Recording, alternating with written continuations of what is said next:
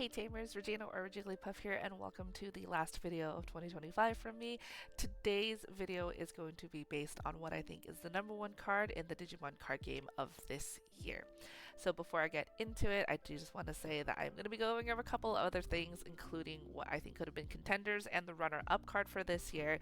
So all of that before we get into the card. If you want to try to think what you decide is the best card, you can also ponder on that while we go through some of the other things that have happened throughout this year for the card game. And as always, thank you for watching, and here we go. Now, we're going to start off with a quick recap of some of the things that have happened this year. We have had 7 sets released this year, and this year began with an EX set. We have had 4 main sets and 3 EX sets. Like I said, this year started with an EX set, which means Liberation, which is EX8. But next year with BT24, we are starting with a main series set. Here is all 7 of those sets. You have EX8, you have a special release booster, which was both 19 and 20. We had World Convergence, which was BT21.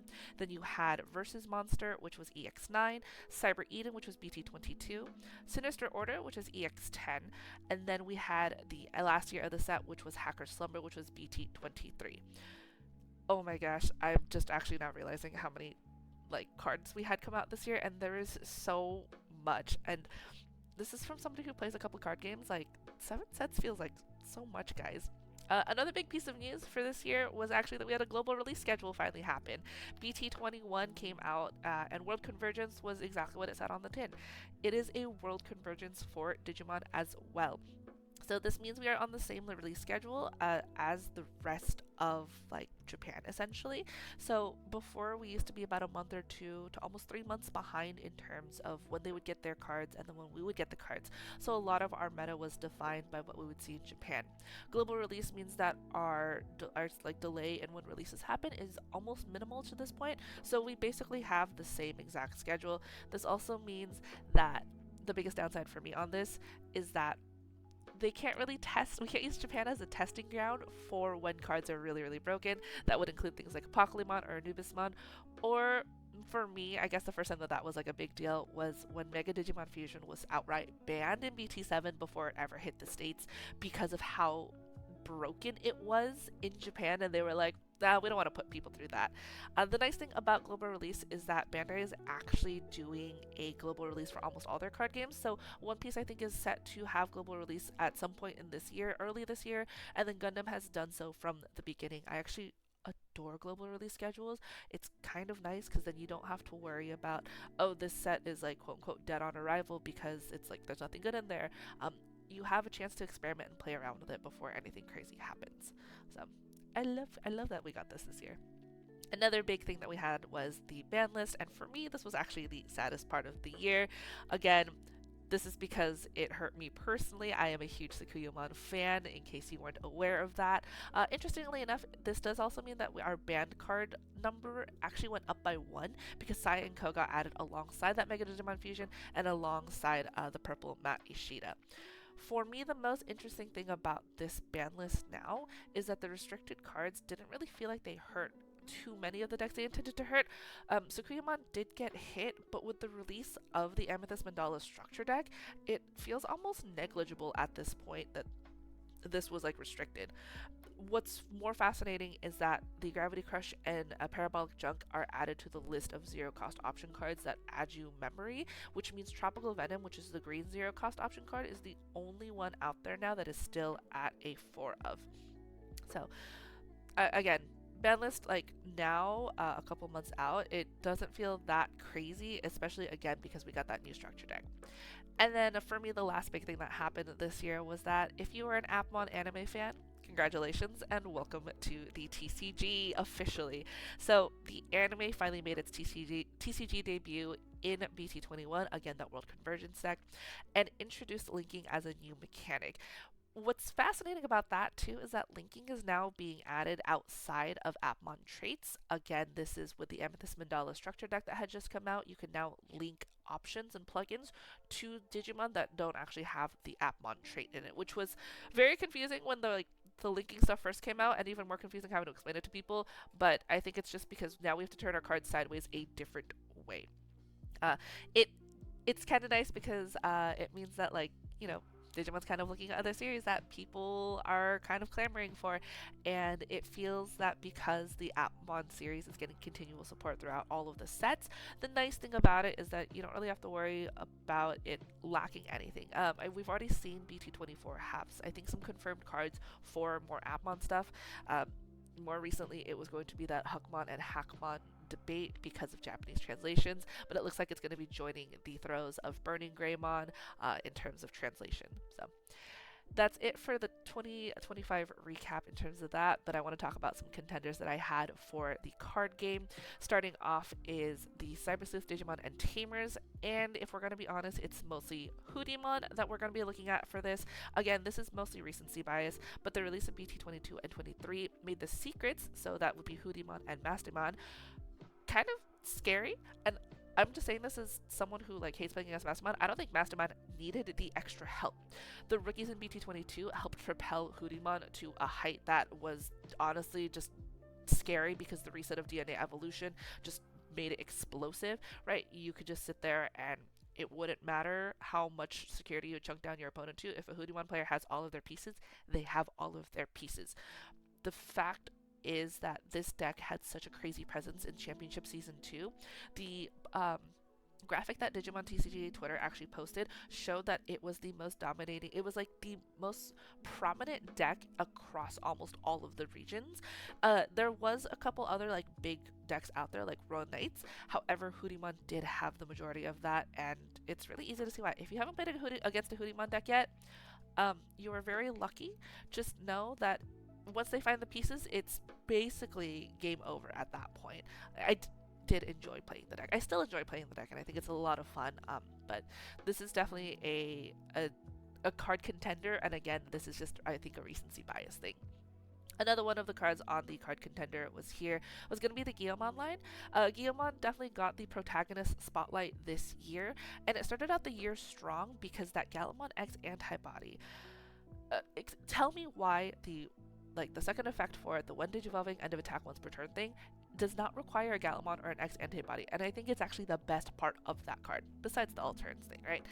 This is a line that finally got what it needed in the spotlight, and it started out the year strong, and it's still pretty much going steady in terms of strength. The only thing is that the Digimon side of it did kind of falter a little bit. Even before the ban list, the Digimon deck was getting sidelined into an amalgamation of both Guilmon and Bird stuff, so there is that to look at, but the Gallantmon line of it itself is still going strong. We're continually getting more Gallantmon cards, mostly because it's a Royal Knight, and so all of those cards tend to be very, very good. I think it is very strong in terms of its presence, but I don't think that this particular Gallantmon is, the best card of the year. And then another contender for this year for me was the Sakuyamon line and the Chaosmon by default. So EX8 and like the BT 2019 stuff actually made this deck near perfect. This was a deck that was actually dominating just everywhere that you could look at. Once that deck format was solved, it was actually almost impossible to stop it. This 4 security could put you in a danger zone of just losing the next turn. And honestly, this deck had almost everything you could ask for in a deck. It had draw power, it had memory gain, it had consistent swings, it had access to barrier, and had a way to shut down multiple things. You could shut down on plays. And I didn't put the Ruin mode in this photo because it's not a 2025 card, but the Ruin mode also made it so you could just ice out a lot of stuff because of the DP reduction or the DP minus on there. So for me, the only reason that this deck doesn't work is when you break against yourself. That's literally the only way I think that this deck falters, and for that to be the only flaw in a deck is kind of wild. But the reason it's just a contender and not the actual cards is because it required so many moving parts in it to be actually a good deck, and it required it from different other formats. Which brings me to my runner-up for this year's 2025 card of the year. And for me, that's actually Omnimon X Antibody. So this came out in the BT20 and BT19 release special booster one. And holy keywords, Batman, can we talk about this? Raid, piercing, and blocker. So the Omni X, which rarely achieves the full effect with a when digivolving effect because it's very rare that you have it on top of an Omnimon or an X antibody. I think 9 times out of 10, if you've seen this card, you've seen it either on top of a different Digimon or you've seen it on top of an Omegamon. Very Not very often have I seen it on top of an actual Omnimon. Um, but even without the Omnimon or the X antibody part of it, this is still a very good like piece of removal that you can have, right? It bottom decks a body, which is in some ways more devastating than straight up deleting it, because bottom decking a body means that you don't have access to it in your trash, which means scrambles don't help you out there. If you do happen to have it on top of an Omnimon X antibody, it becomes a one-sided board wipe. A lot of the times, this Omnimon is the only card on your side of the field, which means you get rid of your opponent's entire side, and then you bottom deck that last remaining body. The secret is still ridiculously expensive for good reason. I think it's the card that propelled Royal Knights to new heights, which is great. And I actually did briefly put it in my Liberator deck because this is the Omnimon that is based off of Cool Boy's Omekamon from the Liberator's webtoon, which is why it has a Liberator trait. But the biggest thing about this Omnimon is actually its end of turn effect. So end of turn once per turn, one of your Digimon may gain rush for the turn and attack without suspending. 90% of the time, you're having this Omnimon swing because it's a 16k body that is also a blocker, it has raid, and it has piercing. So if for some reason your opponent is still able to keep a body on the field afterwards, or you don't get that full board wipe effect, you can raid into that body, you can pierce through it, and you still don't have to suspend, so you have a 16k blocker on your field for the side of the turn. This card's literal only downside to me is the fact that it is a red and blue card and can only evolve on top of Omnimon. If we're looking at it like overall too, like it's really good. For me, the fact that it can only go in very specific decks makes it kind of, it doesn't really it's not, I want to say that it pigeonholes it, but it puts it in a spot where I want to run this more, but I cannot find the space to run it in more decks. And like, if you know me in real life, I love Omnimon. I am a huge Omnimon fan. I adore it as a Digimon, and it is probably one of my favorite Digimon like ever. So for me to just be like, I feel bad that I can't run it in a deck, it actually makes me so sad. Which finally brings us to what you've all been waiting for, which is the Digimon TCG card of the year for 2025. And folks, it's Medieval Gallantmon. Now, I want you to think about this. Medieval Gallantmon has been out for less than a year. It has been out for 11 months. Technically, yeah, it's actually only been out for 11 months. And before you come at me, I'm talking about the card game of the year for English. It has already been out for over a year in Japanese. I understand that. But I do not play in Japanese, obviously. I play in English. Now, I feel like it's so rare that we get cards that define such a huge part of this game, but Medigal felt like it shifted so much of this game. The Secret was released in EX8, which was Chains of Liberation, which came out in January of this year. And it's so mind-blowing to think about that one. So it's my number one card this year because it's honestly just that good to me. You can slot it into any deck, and that's I think the best part about it, right? Like, sure, it's a red green Digimon, but it is so ubiquitous and like so good in almost any deck that you can just be like, oh, I need one more card in this deck. Let's just slot in a Medieval Gallantmon. Oh, what am I worried about? A bunch of on-plays, a bunch of bodies. Well, let's just put in a Medieval Gallantmon in there, because the more bodies they give you, the more you can guarantee that instead of an 11 cost body to play on the field, this is really only a 7 cost body. So it's a body that can be sticky and it's kind of annoying to deal with, because depending on whose turn it is and who's the active player and non-active player, the on-plays can actually work against you. On-plays activate in your security if anything on the Medieval Gallantmon side checks it, won't actually activate, because if they haven't activated their all turns effect yet, your on-play won't trigger because you are not the active player. I think the other big thing about this card was it taught a lot of people how active and non-active player works in Digimon, which in all honesty is still kind of confusing sometimes, you know? But to top it all off, it also has Alliance and it has Vortex. So even if you're able to protect at least one of your bodies, it can still suspend the other one, and it can attack into those and be like, hey, Vortex end of turn, I'm going to attack into the other body that I didn't suspend for its reduction cost. Like, what the heck? It's a very good card to honestly just slot into anything. The actual downside to Medieval Gallantmon is the fact that it's only 11,000 DP. And 11,000 is a big number, but it's not enough to be terrifying to get rid of. It does mean, however, that if your opponent wants to get rid of this card, that they do have to sink in a couple of resources into it, and they do have to be very careful. what's fascinating too is that if you do run this in a red deck, you could technically ace on top of it, so it's really funny to me. Um, and honestly, I just overall to me, like, I think Medieval Gallantmon just blows this like the whole game out of the water for me now, because it just became a card that was so like, oh, like this is a card that almost everybody wants, right? You can look at a deck list and go, I need one more card to fill this out, and the answer is usually, have you put a Medieval Gallantmon in there? No, you should just put one in there. Why? Well, there's a lot of stuff playing things out by effects, right? And you can punish them for that. And I think it's so fascinating to see how intense this card has worked this year. Um, I myself actually own a couple copies of this card because I think it's just really good to pick up. I got really lucky and I pulled a couple from boxes early on, and I did order the Rise of Digimon, or the Rise of Tamers Evolution box thing, so that's where that really pretty black and gold Gallantmon comes in. Again, love this card. I think it's absolutely phenomenal, and it put in a lot of work this year, and the fact that it hasn't even hit its 1 year anniversary in English is insane to me. So, but what does that mean for 2026 Digimon? You guys are gonna get this spoiled for you. Oh, we are getting a dual card mechanic in Starter 24 and 25. It was confirmed that we are getting a new card game mechanic with dual cards. What does that mean? Well, it means that Imperial and Shine Greymon are going to be a problem again, because they have confirmed that those are going to introduce dual card mechanic. Outside of that, we don't really know what it does. Time Stranger, spoiler alert in case you didn't see that. Time Stranger is getting a set this year as well, and it has confirmed support in Dual Revolution. This game blew up outside of Digimon circles, and it's for good reason. That game was so good, guys.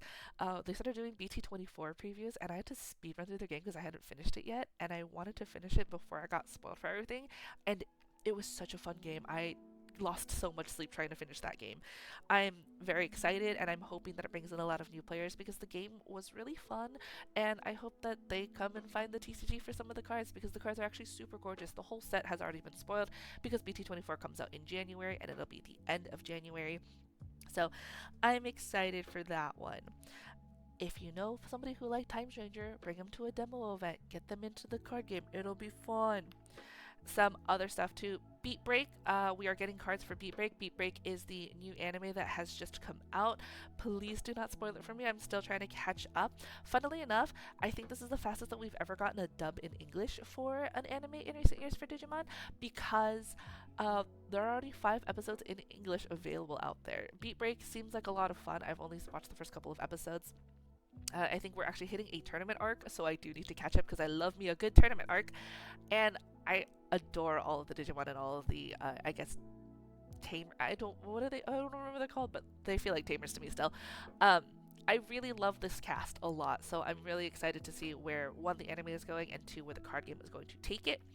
And then, of course, we are getting more Liberated cards. And again, if you have not yet read this webtoon, please go read it. We are reaching a really fun climax in this current arc, which means more fun cards, and I'm expecting this new secret to be kind of busted, and I'm kind of hoping to see what it does. I might play it. I don't actually know yet. I love Digimon Liberator. Honestly, like, I think this webtoon kind of sparked a new love for Digimon that I didn't know that I could have, and it's been really fun. I have so many Liberator based decks in my bag, and I love seeing the support that it continually gets. So it's neat. There's been a lot of IP stuff, like crossover for this, where there's a lot of like different media types for Digimon, and it's kind of nice to see that we are still probably going to go just as strong in 2026. So I'm looking forward to seeing what other cards we get there. And that's about all I've got for you guys. So if you made it to the end of this video, I want to say thank you so much. I know I've been kind of quiet the past couple of months on the video front. There's just been a lot of focus on like playing the video game and like playing other card games, and I was kind of in a weird burnout after trying to grind for my invite. I unfortunately did not earn my invite this year, but I am attempting to go to the last chance qualifier at Nationals in Vegas, so I will be there, and I think I know what deck I'm going to bring for that already, even before BT24 comes out. But here's to the end of the year, and I just want to say Happy New Year to all of you guys, and I hope you end 2025 on a wonderful note, and I can't wait to see you all in 2026. Thank you again. Bye.